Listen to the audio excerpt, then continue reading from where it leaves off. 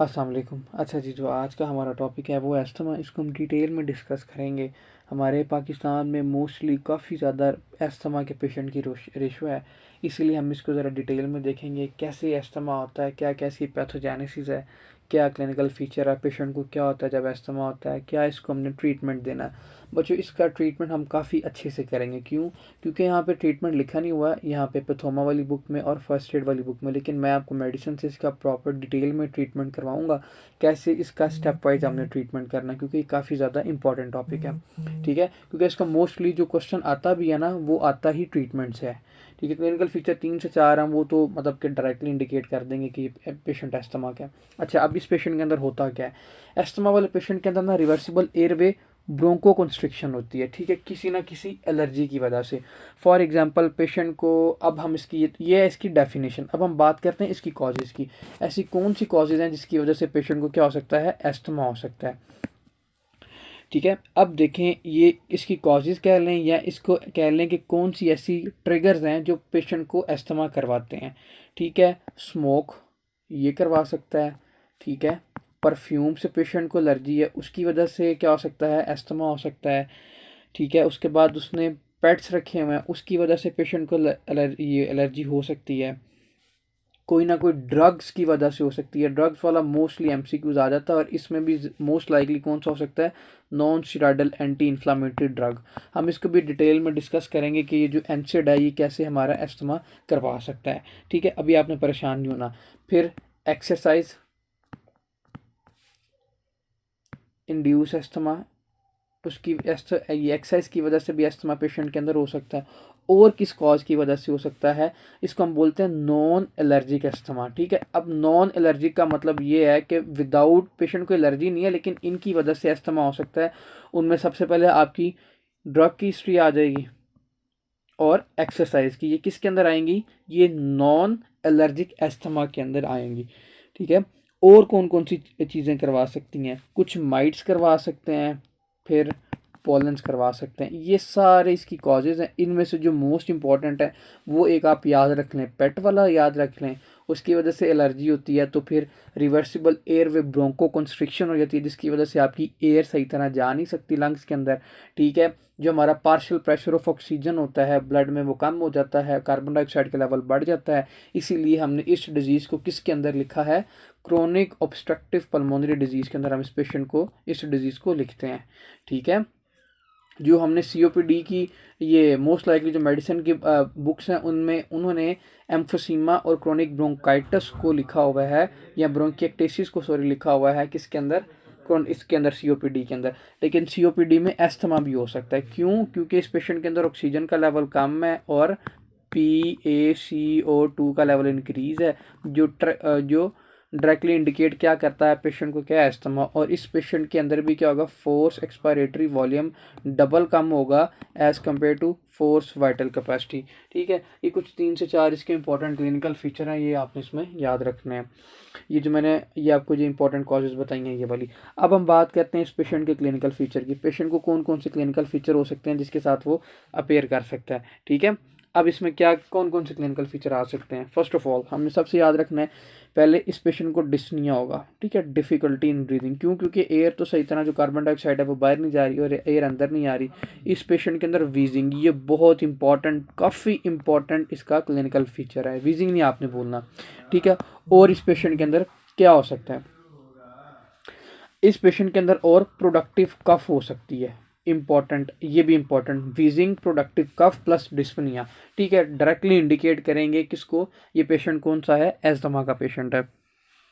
और इस पेशेंट के अंदर जो वो होगा ना, म्यूकस होगा, वो किस किस शेप का होगा? स्पायरल शेप म्यूकस देखते हैं इस पेशेंट के अंदर। पूछ सकते हैं जी स्पायरल शेप म्यूकस हम किस पेशेंट के अंदर देखते हैं? तो आपने कहना है एस्थमा के पेशेंट के अंदर देखते हैं। और इसका जो दूसरा नाम है उसको बोलते हैं क्रशमैन म्यूक स्पायरल देखते हैं इसको। ठीक है, क्रशमैन स्पायरल भी इसको हम बोलते हैं, क्रशमैन स्पायरल। ठीक है, ये आपने सारे इसके इंपॉर्टेंट फीचर याद रखने हैं। और इसमें कौन से क्रिस्टल्स देखते हैं अगर तो पूछे, वो म्यूकस कौन सा है? वो है चार को, ये क्या इसे कहते हैं? स्पायरल शेप म्यूकस देखते हैं। अगर तो वो पूछे क्रिस्टल्स कौन से देखते हैं इस पेशेंट के अंदर, तो वो कौन से, चारकोट लेडन क्रिस्टल। ये बहुत इंपॉर्टेंट एमसीक्यूज है, ये भी मोस्टली एग्जामिनर मेंशन करके पूछ लेता है, ये किस डिजीज़ के अंदर देखते हैं। ठीक है, चारकोट लेडन क्रिस्टल। ठीक है, ये इसके इंपॉर्टेंट क्लिनिकल फीचर्स है जो मैंने आपको बता दी। ये सारे आपने याद रखने हैं।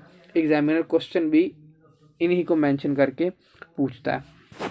अच्छा, सबसे पहले हमने इसकी डेफिनेशन देख ली, डेफिनेशन के बाद हमने इसके कॉजेज़ देख लिए, अब कॉजेज़ के बाद हमने इसके क्लिनिकल फीचर देख लिए।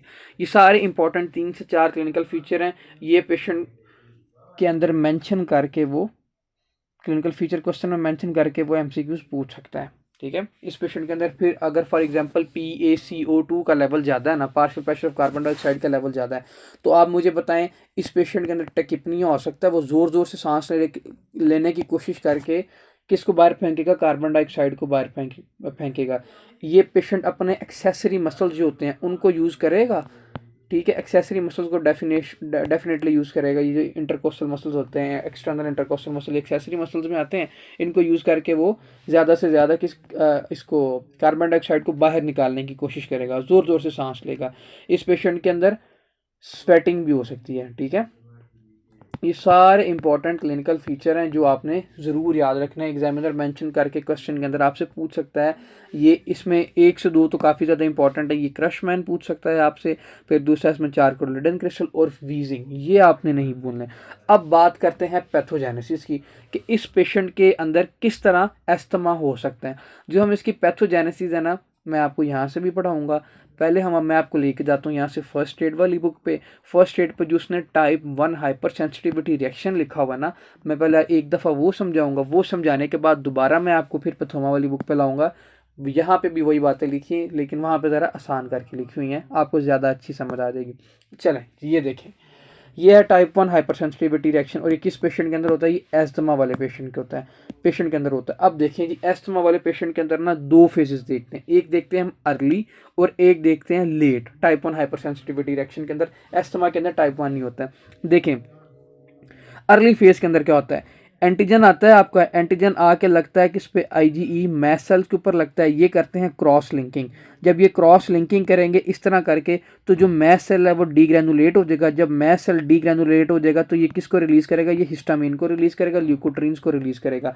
जब ल्यूकोट्रीन्स को वो रिलीज करेगा तो इससे रिलीज होगा LTC4, D4 और E4, और ये तीनों मिलके क्या करते हैं, ये सारे ये ल्यूकोट्रीन्स क्या करते हैं, ये ब्रोंको कंस्ट्रिक्शन करते हैं पेशेंट के अंदर। ठीक है, क्या करते हैं जी, ब्रोंको कंस्ट्रिक्शन। कैसे, एलर्जन आया, एलर्जन जाके लगा किस पे, क्रॉस लिंकिंग एलर्जन की हुई, IgE रिलीज हुआ, मैस्ट सेल डीग्रेनुलेट हुआ। जब मैस्ट सेल डीग्रेनुलेट हुआ तो हिस्टामिन रिलीज हुआ, ल्यूकोट्रिन रिलीज हुआ, ल्यूकोट्रिन रिलीज हुआ तो LTC4, D4, E4 रिलीज हुआ। जब ये रिलीज हुआ तो इसने जाके क्या करवा दी, ब्रोंको कंस्ट्रिक्शन करवा दी। ये था इसका अर्ली मैकेनिज्म। ठीक है, अर्ली फेज के अंदर क्या होता है। फिर इसकी एक फेज होती है लेट फेज। अब लेट फेज में, अर्ली फेज को हम एक्यूट फेज भी बोलते हैं, एक्यूटली हमारे पास अभी इमरजेंसी में पेशेंट आया ही है। दूसरा है लेट फेज। लेट फेज के अंदर पता क्या होता है, हमारे कीमोकाइंस रिलीज होते हैं। जब हमारे कीमोकाइंस रिलीज होंगे तो वो हमारे इन्फ्लामेटरी सेल्स को अट्रैक्ट करेंगे।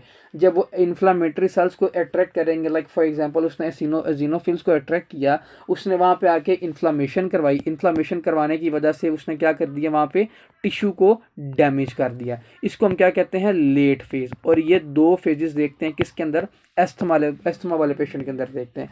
इसको एक दफ़ा मैं आपको आपकी पैथोमा वाली बुक पे ले जाता हूँ, वहाँ पे भी अच्छा लिखा हुआ है, वहाँ से भी आपको एक दफ़ा पढ़ा देता हूँ। ठीक है, जब पढ़ेंगे मैं आपको इसमें डिटेल में बता दूंगा। ये देखें जी, इस पेशेंट के अंदर टाइप 1 हाइपर सेंसिटिविटी रिएक्शन हुआ। जब इस पेशेंट के अंदर टाइप 1 हाइपर सेंसिटिविटी रिएक्शन हुआ तो T हेल्पर 2 सेल एक्टिवेट होगा। T हेल्पर सेल 2 एक्टिवेट हुआ तो इसने किसको एक्टिवेट किया, CD4 को इसने एक्टिवेट किया। जब इसने CD4 को एक्टिवेट किया, आपकी बॉडी में CD4 क्या करता है, MHC क्लास 2 को एक्टिवेट करके इन्फ्लामेशन करवाता है ना, वही T हेल्पर सेल 2 को एक्टिवेट करके। T हेल्पर सेल ने क्या सिक्रीट किया, इंटरल्यूकन 4 सिक्रीट किया। अब देखें इंटरल्यूकन 4 का क्या काम है, ये क्या करता है, क्लास स्विचिंग करवाता है, किसकी, IgE को रिलीज करवाता है। ठीक है, IgE को रिलीज करवाया, फिर हमारा क्या ये हुआ, इंटरल्यूकन 5 रिलीज हुआ। इसने क्या करना है, अट्रैक्ट करना है किसको, एजिनोफिल्स को। ये हमारा था अर्ली फेज। ठीक है, इसलिए हमने इसको अर्ली मेंशन किया था, और इसको हमने क्या वहाँ पे पढ़ा था, ये क्या है, लेट फेज। ठीक है, अब बात समझ में आ गई। इंटरल्यूकिन 4 ने क्या किया, आईजीई को रिलीज करवाया। इंटरल्यूकिन 5 ने क्या किया, उसको अट्रैक्ट किया कहाँ पे, इन्फ्लामेशन वाली ब्रोंकोकंस्ट्रिक्शन वाली जगह पे। ठीक है, या ये आपने इंपॉर्टेंट याद रखना। और इंटरल्यूकिन 10 क्या करती है, अब वो आपसे पूछ सकते हैं जी टी हेल्पर 2 को कौन एक्टिवेट करता है, वो करता है इंटरल्यूकिन 10 आप एक्टिवेट करता है, किसको, टी हेल्पर 2 सेल्स को। ठीक है, देखें इंटरल्यूकिन 10 रिलीज हुआ, आपके बॉडी में एलर्जन आया, टी हेल्पर 2 सेल एक्टिवेट हुआ, टी हेल्पर 2 सेल की वजह से CD4 एक्टिवेट हुआ, CD4 की वजह से टी हेल्पर 2 सेल की वजह से इंटरल्यूकिन 4 सिक्रीट हुआ, इंटरल्यूकिन 4 सिक्रीट हुआ, आईजीई रिलीज हुआ, आईजीई रिलीज हुआ तो उसने क्या की, क्लास स्विचिंग करवा दी, किसकी, स्विचिंग करवा दी आईजीई की। ठीक है, क्रॉस लिंकिंग करवा दी आईजीई की। ठीक है, जब वहाँ पे इसकी आईजीई की क्रॉस लिंकिंग होगी तो मैस्ट सेल डी ग्रैनुलेट करेगा, मैस्ट सेल डी ग्रैनुलेट करेगा तो ल्यूकोट्रीन्स रिलीज होंगे, ल्यूकोट्रीन रिलीज होंगे तो वो क्या करेंगे, ब्रोंको कंस्ट्रिक्शन करेंगे। इंटरल्यूकिन 5 रिलीज हुआ, इसने क्या किया कि आईजी इसको इस एजिनोफिल्स को अट्रैक्ट किया, कहाँ पे, इन्फ्लामेटरी, वहाँ पे अट्रैक्ट करके क्या करवाई, इन्फ्लामेशन करवाई ब्रोंको कंस्ट्रिक्शन वाली जगह पे। ठीक है, ये सारे इंपॉर्टेंट पॉइंट है, इसको आप बेशक रिवाइंड करके स्लो करके देख लीजिएगा, ये इंपॉर्टेंट है। अगर मैंने दोबारा बताया तो वीडियो बहुत लंबी हो जाएगी। ठीक है, इंपॉर्टेंट है, इसको याद रखिएगा। इस तरह ये क्या करवा देते हैं, ब्रोंको कंस्ट्रिक्शन करवा देते हैं। अच्छा, हमने इस पेशेंट के अंदर इसका सबसे पहले इसकी डेफिनेशन देख ली, कॉजेज देख लिए, क्लिनिकल फीचर देख लिए, और अब हम मूव करते हैं किसकी तरफ, इस पेशेंट को हमने डायग्नोज कैसे करना है। अच्छा जी, इस पेशेंट को डायग्नोज इस तरह करना है। अब मैंने आपको क्या कहा था कि हमने इसको कहाँ पे लिखा हुआ है, कहाँ पे इंडिकेट किया हुआ है, सीओपीडी की डिजीज में इंडिकेट किया हुआ कि जी सीओपीडी के अंदर हमारा अस्थमा हो जाता है। अब देखें मेरी बात सुने, हमने नॉर्मली क्या पढ़ा था, FV फोर्स एक्सपायरेटरी वॉल्यूम्स, ये था जो फोर्स एक्सपायरेटरी वॉल्यूम क्या होता है,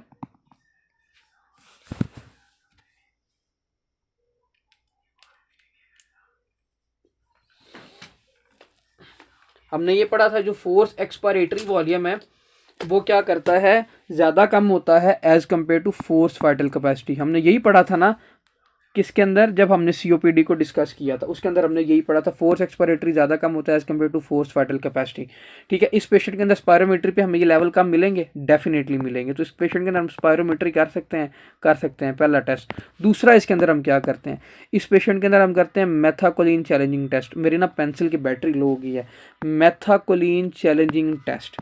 ठीक है, अब देखिए इस मेथाकोलिन चैलेंजिंग टेस्ट में क्या होता है कि पेशेंट को हम क्या करते हैं, बाहर से मेथाकोलिन ये ड्रग देते हैं। ये बेसिकली क्या, ब्रोंको कंस्ट्रिक्टर है, ये क्या है, ये कोलिनर्जिक एगोनिस्ट है। जब हम पेशेंट को बाहर से ये ड्रग देंगे तो उसकी क्या होगी, ब्रोंको कंस्ट्रिक्शन होगी। अब्दुलरहमान यार इसकी वायर तो लगाना, इसकी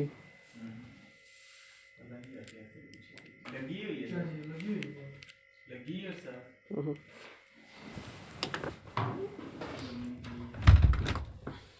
इस पेशेंट के अंदर क्या होगा, मेथाकोलिन बाहर से देंगे, ये क्या है, कोलिनर्जिक एगोनिस्ट है।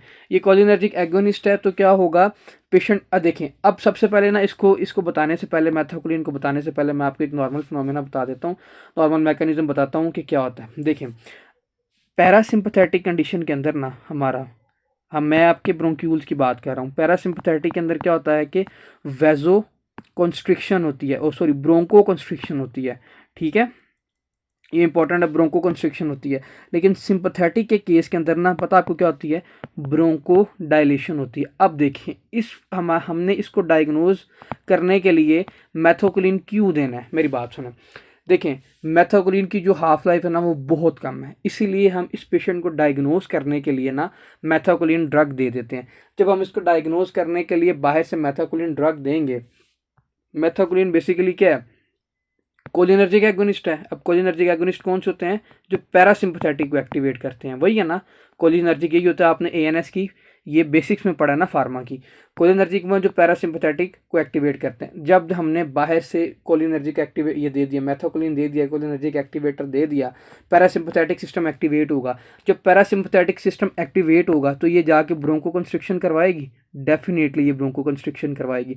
तो हमें पता चल जाएगा कि पेशेंट कौन सा अस्थमा का पेशेंट है, पता चल जाएगा। लेकिन ये इसकी वजह, इस ड्रग की वजह से पेशेंट की डेथ नहीं हो सकती। क्यों, क्योंकि इसकी जो हाफ लाइफ है वो बहुत कम है। ये सिर्फ डायग्नोस्टिक पर्पस के लिए हम इसको यूज़ करते हैं। ठीक है, ये आपने याद रखना है। इसलिए हम इस पेशेंट के अंदर क्या दे सकते हैं, मेथाकोलिन प्रेफर कर सकते हैं। मेथाकोलिन चैलेंजिंग टेस्ट इसका नाम है प्रॉपर, इसका ना मेथाकोलिन चैलेंजिंग टेस्ट। इसके अलावा अब देखिए, और इस पेशेंट के अंदर हम कौन सा टेस्ट करवा सकते हैं, अब मुझे बताएं। अब मैं आपको बेसिक्स की तरफ लेके जा रहा हूँ। इस पेशेंट के अंदर हम सीबीसी करवा सकते हैं, डेफिनेटली इस पेशेंट के अंदर हम सीबीसी करवा सकते हैं। अब मुझे आप ये बताएं कि सीबीसी पे हमें क्या मिलेगा। सीबीसी पे हमें इजिनोफिल्स का लेवल इंक्रीज मिलेगा, डेफिनेटली हमें सीबीसी पे इजिनोफिल्स का लेवल इंक्रीज मिलेगा। तो इसीलिए हम इस पेशेंट के अंदर क्या करवाएंगे, सीबीसी करवाएंगे। लिख लें, इसके अंदर हम सीबीसी करवाएंगे। अच्छा, इसके अलावा और इस पेशेंट के अंदर हम क्या करवा सकते हैं, हम इस पेशेंट के अंदर ना स्किन टेस्टिंग करवाएंगे और आईजीई का लेवल चेक करवाएंगे। टॉपिक जितना आपका एस्थम वो लिखा था इस पे क्या कहते हैं पैथोमा पे, वो तो खत्म हो गया। अभी थोड़ा डायग्नोस्टिक पर्पस है, कैसे इस पेशेंट को हमने डायग्नोज करना है, मैं आपको वो बता रहा हूँ, ये आपको पता होना चाहिए। इस पेशेंट के अंदर आईजीई का लेवल चेक करवाएंगे, इम्यूनोग्लोबुलिन्स करेंगे तो वो हमें रेज मिलेंगे। क्यों, क्योंकि ये कौन सा है, एलर्जिक रिएक्शन, इसीलिए। अब ये थोड़ा सा यहाँ पे ना पेंसिल सही तरह काम नहीं कर रही थी, मैं एक दफ़ा दोबारा आपको ये सारा रिपीट कर देता हूँ। इसकी बैटरी लो उसी पेंसिल की। इस पेशेंट के अंदर हम सबसे पहले इसकी एफ फोर्स एक्सपायरेटरी वॉल्यूम और फोर्स वाइटल कैपेसिटी की रेशियो चेक करें, वो डिक्रीज होगी इस पेशेंट के अंदर, ठीक है, लेस देन 80% होगी। पहला पहला इसमें जो डायग्नोस्टिक टेस्ट है स्पायरोमेट्री कर सकते हैं इस पेशेंट के अंदर। दूसरा हम क्या कर सकते हैं, मेथाकोलिन चैलेंजिंग टेस्ट, ये इंपॉर्टेंट है। मेथाकोलिन चैलेंजिंग टेस्ट क्या करता है कि आपका जाके पैरासिम्पथेटिक सिस्टम को एक्टिवेट करता है। जब पैरासिम्पथेटिक एक्टिवेट होंगे तो ब्रोंको कंस्ट्रिक्शन हो जाएगी। M3 रिसेप्टर को एक्टिवेट करेगा किसके अंदर, ब्रोंक्यूल्स के अंदर, रेस्पिरेटरी ट्रैक के अंदर, वो कंस्ट्रिक्शन और करवा देंगे। इसीलिए हम इस पेशेंट को डायग्नोज करने के लिए मेथाकोलिन देंगे। जब हम उसको मेथाकोलिन देंगे, उसकी शॉर्ट हाफ लाइफ है, देते साथ ही पेशेंट के ना वो जो टेकेपनिया ज़्यादा होगा, ज़ोर ज़ोर से सांस लेना शुरू कर देगा, क्लिनिकल फीचर हमें अपीयर होंगे अस्थमा वाले। इसीलिए हम उसको डायग्नोज कर देते हैं कि इस पेशेंट को क्या है, एस्थमा है। फिर इसमें हम स्किन टेस्टिंग भी कर सकते हैं, ठीक है, एलर्जेंस को देखने के लिए आईजीई लेवल चेक करेंगे इस पेशेंट के अंदर, वो रेज होगा क्यों, क्योंकि एलर्जिक रिएक्शन है।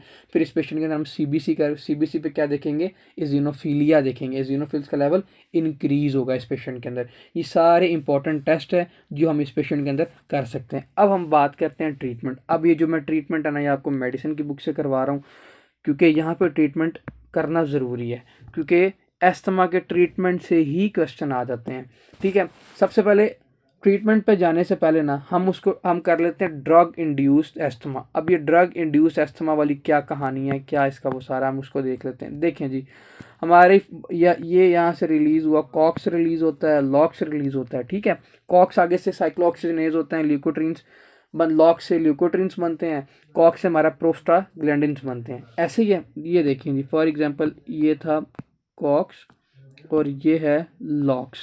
ये क्या रिलीज़ कर रहा है, PGI2, ठीक है, फॉर एग्जांपल। और ये क्या रिलीज़ कर रहा है, LTC4, D4 और E4, ठीक है, DEC4 रिलीज़ कर रहा है। और ये सारे क्या करवाते हैं, ब्रोंको कंस्ट्रिक्शन करवाते हैं। ऐसे ही मैंने आपको ये पहले बताया था। अब मेरी बात सुने, एक पेशेंट ड्रग ले रहा है एस्पिरिन ड्रग इनटेक कर रहा है। अब एस्पिरिन का जो मैकेनिज्म ऑफ एक्शन है, सुपरफिशियली मैं आपको बता रहा हूँ, उसने जाके क्या करना होता है, आपके कॉक्स को ब्लॉक कर देना होता है। अब देखें बच्चों, अब पेशेंट का अगर ये कॉक्स ही ब्लॉक होगा, ये वाला पार्ट, तो ये वाला तो काम नहीं करेगा ना, ये जो राइट साइड वाला ये काम नहीं करेगा। तो जो इसकी लॉक्स की एक्टिविटी है ये बढ़ जाएगी ना। जब ये लॉक्स की एक्टिविटी बढ़ेगी तो जो LTC4, D4, E4 इनका लेवल रेज कर देगा, डेफिनेटली पेशेंट के अंदर इसका लेवल रेज कर देगा। जब इसका लेवल इंक्रीज कर देगा, आप मुझे ये बताएं, क्या अब ब्रोंको कंस्ट्रिक्शन हो सकती है? इनका काम तो यही था ब्रोंको कंस्ट्रिक्शन करवाना, डेफिनेटली होगी। इसीलिए जो एस्थमा के पेशेंट होते हैं, अगर वो एस्पिरिन ले रहे हैं तो वो छोड़ दें। क्यों? क्योंकि उसकी वजह से जो एस्थमा के सिम्टम्स हैं, एस्थमा ज़्यादा वर्ष होगा, ठीक है। ये आपने इंपॉर्टेंट है, ड्रग इंड्यूस एस्थमा में वो पूछ सकते हैं जी किस तरह आपका एस्थमा हो सकता है। ये तो था एस्पिरिन की, हमने बात कर ली, ठीक है। अब हम बात करते हैं बीटा ब्लॉकर्स की, वो भी कौन सी, non selective beta blocker. For example I am talking about the propranolol. अब देखें प्रोपेनालोल क्या करती है, यहाँ पे मैं आपके ना लिख देता हूँ प्रोपेनालोल, ठीक है। अब देखें, मैंने आपको बोला था ना कि हमारे बीटा रिसेप्टर जो होते हैं ना लंग्स पे, ठीक है, ब्रोंक्यूल्स पे, ठीक है, वो क्या करवाते हैं, ब्रोंको डायलेशन करवाते हैं। सिंपैथेटिक सिस्टम होता है ना, वो क्या करवाते हैं, ब्रोंको डायलेशन करवाते हैं। अब मुझे एक बात आप बताएं, फॉर एग्जांपल एक पेशेंट है हार्ट, उसको फॉर एग्जांपल हाइपरटेंशन है, वो ले रहा है प्रोपेनालोल। अब प्रोपेनालोल लेने की वजह से जो उसके बीटा रिसेप्टर हैं, बीटा कहाँ पे प्रेजेंट होते हैं, हार्ट पे प्रेजेंट होते हैं, लंग्स पे प्रेजेंट होते हैं, लीवर पे प्रेजेंट होते हैं और हमारे ब्लैडर पे प्रेजेंट होते हैं और स्मूथ मसल्स पे। बेसिकली ना जो हमारे स्मूथ मसल्स होते हैं ना लंग्स पे, वहाँ पे बीटा 2 रिसेप्टर होते हैं। ठीक है, यहाँ पे लिख लें बीटा 2, मैं मेंशन कर देता हूँ कि बीटा 2 हमारे लंग्स पे होते हैं। जब हमारे लंग्स पे बीटा 2 को ही हमने ब्लॉक कर दिया, जो सिंपथेटिक एक्टिविटी है वो डिक्रीज करगी। जब सिंपथेटिक एक्टिविटी डिक्रीज करेगी, सिंपथेटिक बेसिकली क्या करवाता था लंग्स में, ब्रोंको डायलेशन। अब हमने उसी को ही ब्लॉक कर दिया सिंपथेटिक को। आप मुझे बताएं इस पेशेंट के अंदर ब्रोंको कंस्ट्रिक्शन हो सकती है? डेफिनेटली हो सकती है। इसीलिए वो मेंशन करके हाइपरटेंशन की हिस्ट्री दे के एग्जामिनर कहेगा एक पेशेंट था, उसका 160 110 बीपी था, वो प्रोपेनोलोल ले रहा था, लेकिन उसके लेने की वजह से पेशेंट को वीजिंग होगी, कफ स्टार्ट होगी, डिस्निया हो गया। ठीक है, उसके जो म्यूकस की शेप है वो स्पायरल शेप म्यूकस है। What is the most likely diagnosis and how it can lead to this? इसका आंसर क्या होगा? एस्थमा। अब आपने इसका क्या बताना है, मैकेनिज्म ऑफ एक्शन कैसे करवा सकता है? वही बीटा 2 को ब्लॉक करेगा, ब्रोंको कंस्ट्रिक्शन हो जाएगी पेशेंट के अंदर। सारी वही कहानी जो मैंने आपको बता दिया पहले, कोई इसमें रॉकेट साइंस नहीं है। अगर किसी को नहीं समझ आए तो स्लो करके रिवाइंड करके दोबारा देख ले, क्वेश्चन बच्चों ऐसे ही आता है। ठीक है, ये सारे इंपॉर्टेंट मैकेनिज्म थे जो मैंने आपको बता दिए। अब हम बात करते हैं जी इसके ट्रीटमेंट की। पेशेंट को हमने ट्रीट कैसे करना है? फॉर एग्जांपल हमारे पास आया जी एक एक इमरजेंसी में हमारे पास पेशेंट आया। फॉर एग्जांपल हमारे पास अगर इमरजेंसी में पेशेंट आया तो उसको हमने क्या करना है, एक्यूट फॉर्म में, मैंने बताया था ना कि एक्यूट होती है और एक लेट होती है। ठीक है, अर्ली लेट बताया था। अगर फॉर एग्जांपल वो पूछे एक्यूट में जो आपकी ड्रग ऑफ चॉइस है वो कौन सी है, वो है शॉर्ट एक्टिंग बीटा एगोनिस्ट। ये आपने बच्चों इंपॉर्टेंट एमसीक्यूज है, ये आपने याद रखना है। अब देखें इस एक्यूट में शॉर्ट एक्टिंग बीटा एगोनिस्ट में कौन कौन सी ड्रग आ सकती है? एल्ब्यूटेरोल और साल्ब्यूटामोल, वो जो इनहेलर में हम यूज करते हैं ना एरोलाइज्ड फॉर्म में, वो यही ड्रग होती हैं। ठीक है, ये आपने इंपॉर्टेंट एमसीक्यूज याद रखने। किसमें? एक्यूट में, एक्यूट फॉर्म में drug of choice in acute asthma. तो ये इसका आंसर है बच्चों। ये लैब में डिफरेंट एग्जाम में मैंने खुद एमसीक्यूज ये वाले देखे हुए हैं। अगर वो लिखे drug of choice in chronic asthma, chronic asthma का पेशेंट है, उसमें हम कौन सी देंगे? तो मैं आपको वो भी लिखवा देता हूँ। उसमें देनी हमने लॉन्ग एक्टिंग बीटा एगोनिस्ट। अब देखें लॉन्ग एक्टिंग बीटा एगोनिस्ट कौन कौन सी ऐसे ड्रग हैं जो हमारे पास लॉन्ग एक्टिंग बीटा एगोनिस्ट हो सकती हैं। उसमें आती है साल्मिट्रोल और फॉर्मिट्रोल। ठीक है, साल्मिट्रोल एंड फॉर्मिट्रोल, ये सारे क्या हैं? लॉन्ग एक्टिंग, दोनों क्या है? ये बीटा एगोनिस्ट है। बच्चों इसको लिख लो अपनी बुक पे, ये डायरेक्टली एमसीक्यूज हैं सारे। अगर वो पेशेंट, अगर वो बात करे कि drug of choice in exercise induce asthma, drug of choice in exercise induce asthma, तो उसके अंदर हमने क्या देनी है? क्रोमायोलोन। ठीक है, क्रोमायोलोन देनी है उस पेशेंट के अंदर।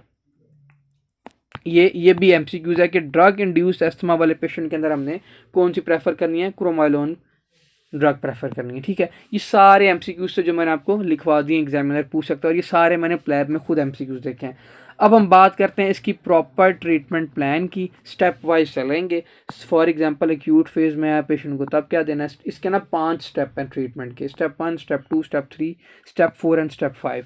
बहुत आसान है, अगर आप एक दफ़ा ध्यान से सुन लोगे ना आपको तब भी क्लियर हो जाएंगे। स्टेप 1 में हम क्या देंगे, स्टेप 2 में क्या देंगे, स्टेप 3 और 4 और 5 में। अब देखें अगर बात करते हैं हम स्टेप 1 की बात करें। ठीक है, अभी हमारे पास पेशेंट आया, ये है माइल्ड इंटरमिटेंट एस्थमा भी बोलते हैं इस पेशेंट के अंदर। हम सबसे पहले उस पेशेंट को क्या देंगे? Short acting beta agonist. पहला एमसीक्यू, अब मैंने नहीं बताना कि कौन कौन से होते हैं, वो मैंने ऑलरेडी पीछे बता दिए आपको। शॉर्ट एक्टिंग बीटा एगोनिस्ट कौन कौन से हमारे पास ड्रग होते हैं। अगर बात करें स्टेप टू में, इसको हम बोलते हैं रेगुलर प्रिवेंटिव थेरेपी। ठीक है, इस पेशेंट को हमने क्या देना? स्टेप 1 में हमने वो दिए, स्टेप 2 में हम क्या दे सकते हैं? स्टेप 2 के अंदर हम इसको दे सकते हैं, अगर स्टेप 1 से भी ट्रीट ना हुआ ना तो हम इसको short acting beta agonist plus, देखें शॉर्ट एक्टिंग बीटा एगोनिस्ट इसके साथ प्लस लो डोज कोर्टिकोस्टीरॉइड, ये एमसीक्यूज है। लो डोज कोर्टिकोस्टीरॉइड दे सकते हैं इनहेलर में, ठीक है, इनहेल फॉर्म में दे सकते हैं। किसके अंदर? स्टेप 2 के अंदर पेशेंट के अंदर, स्टेप 2 के पेशेंट के अंदर, ठीक है। फिर बात करते हैं अगर इससे भी ट्रीट पेशेंट ना हुआ तो स्टेप 3 में क्या दे सकते हैं। स्टेप 3 में हमने क्या करना है, short acting beta agonist plus low dose inhale corticosteroid plus long acting beta agonist. ये हम प्रॉपर ट्रीटमेंट प्लान है इसका स्टेप 3 का, कि वो एग्जामिनर पूछ सकता है कि स्टेप 3 में पेशेंट को हम क्या देंगे, तो आपने स्टेप 3 में ये तीनों ड्रग देने होते हैं। कौन कौन से मैंने आपको बताए? साबा, ठीक है, प्लस लाबा प्लस लो डोज कोर्टिकोस्टेरॉइड देने हैं इस पेशेंट के अंदर, ठीक है। अब बताने की ज़रूरत तो नहीं है ना, ये सारे ये सीधी सीधी बातें हैं, कोई इसमें रॉकेट साइंस नहीं है, एक दफ़ा सुनने से भी ये समझ आ जाएंगी, ठीक है। अगर फॉर एग्जांपल इन तीनों से स्टेप 3 पे फ़र्क नहीं पड़ रहा तो हमारे पास इसके ऑल्टरनेटिव भी हैं, हम वो भी दे सकते हैं। अब इसके ऑल्टरनेटिव में क्या क्या आ सकता है? इसके ऑल्टरनेटिव में हमारे पास स्टेप 3 के अंदर हम एंटी कोलिनर्जिक ड्रग्स भी दे सकते हैं। अब एंटी कोलिनर्जिक ड्रग कौन सी होती हैं? एंटी कोलिनर्जिक ड्रग्स के अंदर कौन कौन सी ड्रग आ सकती है? इप्राट्रोपियम और टायोट्रोपियम। जो हमारे पास इप्राट्रोपियम है ना, ये शॉर्ट एक्टिंग एगोनिस्ट है, और जो हमारे पास टायोट्रोपियम है ये क्या है? लॉन्ग एक्टिंग एगोनिस्ट है हमारे पास, ठीक है। ये काफ़ी ज़्यादा इंपॉर्टेंट टॉपिक है, जितना अभी इसकी वीडियो लंबी हो रही है मैं इसका कुछ नहीं कर सकता, ये आपको आना चाहिए। मेन तो यही है ना कि आपको आना चाहिए। इप्राट्रोपियम शॉर्ट एक्टिंग एगोनिस्ट, ठीक है, और जो टायोट्रोपियम है ये कौन सा है? Long acting agonist. ये सारी क्या है? एंटी कोलिनर्जिक ड्रग्स हैं। स्टेप 3 के अंदर ये एडिशनल इंपॉर्टेंट ट्रीटमेंट प्लान है, अगर उससे फ़र्क ना पड़े। अगर इससे भी नहीं पड़ता तो स्टेप 3 के अंदर हम और भी दे सकते हैं बच्चों। अब ये आप फेडअप ना होइएगा, ये लास्ट है, ठीक है, जो हम स्टेप 3 में ऐड कर सकते हैं अगर स्टेप 3 के फर्स्ट लाइन से ट्रीट ना हो। इस पेशेंट के अंदर हम क्या करते हैं? ल्यूकोट्रीन एगोनिस्ट दे सकते हैं, ठीक है। अब मैंने आपको बताया था ल्यूकोट्रीन क्या करते हैं? हमारी ब्रोंको कंस्ट्रिक्शन करते हैं। अगर हम उसको एंटागोनाइज कर दें, एंटागोनाइज करके ब्लॉक कर दें, क्या वो ब्रोंको कंस्ट्रिक्शन होगी पेशेंट के अंदर? डेफिनेटली नहीं होगी, ठीक है। हम वो दे सकते हैं। और इसमें क्या आ सकता है? मोंटिकुलास ड्रग आती है। बस बस इससे ज़्यादा मैं इसकी डिटेल में नहीं जाऊँगा, इतना काफ़ी है। अब हम चलते हैं स्टेप 4 की तरफ। अब स्टेप 4 वाले पेशेंट के अंदर हम क्या दे सकते हैं? स्टेप 4 वाले पेशेंट के में सेम वही साबा प्लस, क्या इस पेशेंट के अंदर वही सारा ट्रीटमेंट प्लान वही देंगे, साबा प्लस लाबा प्लस इसके अंदर करेंगे मैक्सिमम डोज ऑफ कोर्टिकोस्टेरॉइड। उसके अंदर क्या थी? मिनिमम डोज स्टेप 3 के अंदर। स्टेप 4 में आके क्या कर दिया हमने? डोज ही बढ़ा दी। साबा, ठीक है, लाबा प्लस मैक्सिमम डोज। ये किसका ट्रीटमेंट है?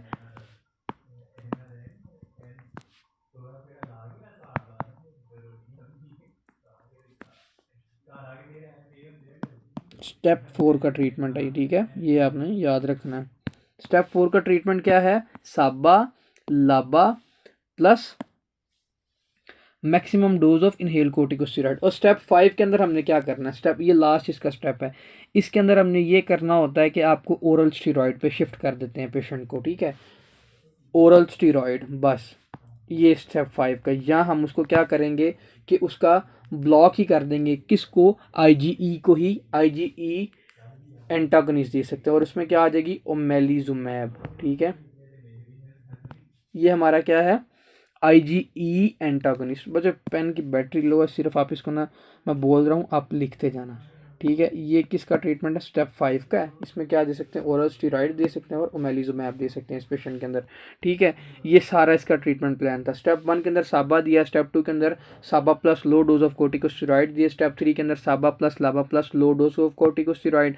एंटीकोलिनर्जिक भी दे सकते हैं, इप्राट्रोपियम टायोट्रोपियम दे सकते हैं, ल्यूकोट्रीन एंटागोनिस्ट में मोंटिकुलास दे सकते हैं। स्टेप 4 के अंदर हम साबा प्लस लाबा प्लस मैक्सिमम डोज ऑफ क्या कर देंगे? स्टीरॉइड। स्टेप 4 के अंदर हम क्या करेंगे? ये स्टेप 4 था हमारा। स्टेप 5 के अंदर हम क्या करेंगे? ओरल स्टीरॉइड प्लस या ओमेलिजुमैब दे सकते हैं। ओमेलिजुमैब क्या है? हमारी आईजीई एंटागोनिस्ट। कौन सी है? IgE antagonist. बस आपने ये याद रखना है, ठीक है। अब इसको एक दफ़ा बुक से रीड आउट कर लेते हैं, उन्होंने यहाँ पे क्या रॉकेट साइंस लिखी है, कोई एडिशनल पॉइंट लिखा तो हम वो भी हम इसको जल्दी जल्दी से रीड आउट कर लेते हैं, क्योंकि अब वीडियो काफ़ी लंबी हो गई है।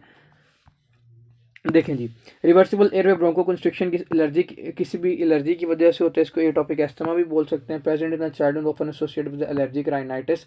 एलर्जिक राइनाइटिस के में भी आपका आईजीई का लेवल इंक्रीज करता है। एक्जिमा वाले पेशेंट के अंदर कोई ना कोई फैमिली हिस्ट्री ऑफ द एटोपी, पहले ये किसकी, एस्थमा की एलर्जी की, ठीक है। टाइप हेल्प, ये टी हेल्पर 2 सेल एक्टिवेट होते हैं, CD4 सेल एक्टिवेट होते हैं, इंटरलेकिन 4 को एक्टिवेट करते हैं, क्लास स्विचिंग करवाते हैं, किसकी क्रॉस लिंकिंग आईजी की करवाते हैं, क्लास 5 इंटरलेकिन 5 क्या करते हैं, न्यूट्रोफिल जीनोफिल्स को अट्रैक्ट करते हैं, 10 क्या करते हैं, स्टिमुलेट करते हैं किसको, टी हेल्पर 2 सेल्स को, टी हेल्पर 1 को इनहिबिट करते हैं। अगर री एक्सपोजर हो एलर्जन का तो IgA immediate activation of the mast cells क्या करेंगे, हिस्टामिन ग्रैन्यूल्स और ल्यूकोट्रिन्स को रिलीज कराएंगे, C4 D4 E4, ये ब्रोंको कंस्ट्रिक्शन करवाते हैं, इन्फ्लामेशन करवाते हैं और एडीमा करवा देते हैं, और ये अर्ली फेज रिएक्शन होता है। अब लेट फेज के अंदर क्या होता है, इन्फ्लामेशन होती है, इस specially major basic protein drive from the eosinophils damage करते हैं सेल्स को, और प्रेपिट्यूट ब्रोंको कंस्ट्रिक्शन, अब ये प्रेपिट्यूट क्या होता है, इनडेफिनेटली ब्रोंको कंस्ट्रिक्शन करवा देते हैं, ठीक है। अब क्लिनिकल फीचर इसके क्या हो सकते हैं इस पेशेंट के अंदर, dyspnea, wheezing, productive cough, classically with spiral shape mucus, मैंने आपको बता दी, क्रश मैन स्पायरल कहते हैं इसको, चारकोड लीडिंग देते हैं इस पेशेंट के अंदर, severe unrelenting attack can result in stated asthmatic and death, bar bar attack होने की वजह से पेशेंट के अंदर क्या हो जाएगा, डेथ हो सकती है, और इसको हम क्या बोलते हैं, स्टेटस एस्थमेटिस बोलते हैं, ठीक है। एस्थमा में also arise from the non allergy causes, for example क्या हो सकता है, एक्सरसाइज इंड्यूस एस्थमा हो सकता है, वायरल इन्फेक्शन करवा सकते हैं, एस्पिरिन की वजह से हो सकता है, ये मैंने कंप्लीट आपको मैकेनिज्म बता दिया था इसका, और कोई ना कोई ऑक्यूपेशनल की वजह से भी हो सकते हैं, ठीक है। ये सारे इंपॉर्टेंट पॉइंट है, ये आपने याद रखना है, कुछ भी ना आपको याद रहे तो ये एटलीस्ट पथोमा वाला तो याद रहना चाहिए। अब इसको एक दफ़ा हम अपनी फर्स्ट एड स्टेप 1 से रीड आउट कर लेते हैं, वहाँ पे मैंने क्या रॉकेट साइंस मेंशन की हुई है, ये मैंने आपको सारा समझा दिया था। अब हम चलते हैं अपने रेस्पिरेटरी पोर्शन पे, यहाँ से रेस्पिरेटरी, लास्ट में हमने टॉपिक पढ़ा था वो एम्फोसीमा वाला मैंने अपलोड किया था, ठीक है। अभी एक दफ़ा यहाँ से एस्थमा वाला रीड कर लें, ठीक है। ये जो ज़्यादा अच्छा टॉपिक लिखा हुआ ये हमारी फर्स्ट एड, उसके अंदर पैथोमा में लिखा हुआ, intermittent obstructive lung diseases often triggered by the allergens, viral upper respiratory tract infections, stress की वजह से हो सकता है, एटोपी वही एलर्जी की वजह से हो सकता है, एनसेड की वजह से मैंने आपको बता दिया कैसे हो सकता है, नेजल पॉलिप्स और कॉक्स इनहिबिटर वो सारे वही, इसलिए ल्यूकोट्रिन ओवर प्रोडक्शन हो जाएगी, सेम वही, ठीक है। सेम्प्टोट्राइएट्स बोलते हैं इसको ना सारे को। क्लिनिकल डायग्नोस क्या होगी, intermittent episode of dyspnoea, coughing, wheezing, tachypnoea, वो स्पायरोमीटर पे हमने इसको डायग्नोस कर लिया कैसे करना है इसमें, ठीक है। मैथोक्लिन चैलेंजिंग टेस्ट मैंने बता दिया ये किस तरह करना है, क्या है मतलब कि क्यों हम ये करते हैं। Type 1 hypersensitivity reaction, smooth muscle की हाइपरट्रॉफी हो जाएगी, हाइपरप्लेजी हो जाएगी, hyperresponsive reversible bronchoconstriction हो जाएगी, और म्यूकस में प्लग डैम म्यूकस इकट्ठा हो जाएगा उसके पेशेंट के अंदर। हाइपर सेंसिटिविटी रिएक्शन कैसे हुआ मैंने आपको बताया, टी हेल्पर 2 सेल्स एक्टिवेट हुए, CD4 एक्टिवेट, वो सारी हुई वहाँ पे। क्रशमैन स्पायरल देखते हैं हम इसमें, shed epithelium from hold mucus plug, epithelium damage होती है किसकी, उसकी ब्रोंकस की होती है ना, और वो उसके अंदर म्यूकस होता है। चारकोड लेडन क्रिस्टल देखते हैं इस पेशेंट के अंदर, hexagonal double pointed crystal form from the breakdown of the eosinophils in the sputums, ठीक है। ये सारी इसकी फाइंडिंग्स थी जो मैंने आपको बता दी। इसका ट्रीटमेंट यहाँ पे नहीं लिखा हुआ, जो उसके 5 स्टेप का ट्रीटमेंट के वो आपने ज़रूर लिखने हैं, वो इंपॉर्टेंट है। उसके अंदर से जो स्टेप 3 वाला वो तो आपको ज़रूर आना चाहिए ना। स्टेप 3 में से मोस्ट लाइकली जो MCQ जो ना एग्जामिनर वो ले लेता है, उठा लेता है। अगर फॉर एग्जांपल किसी का भी कोई भी MCQs, कोई भी फॉर एग्जांपल कोई क्वेश्चन हुआ, वो कमेंट सेक्शन के अंदर पूछ सकता है, मैं उसका आंसर उसको दे दूंगा, ठीक है।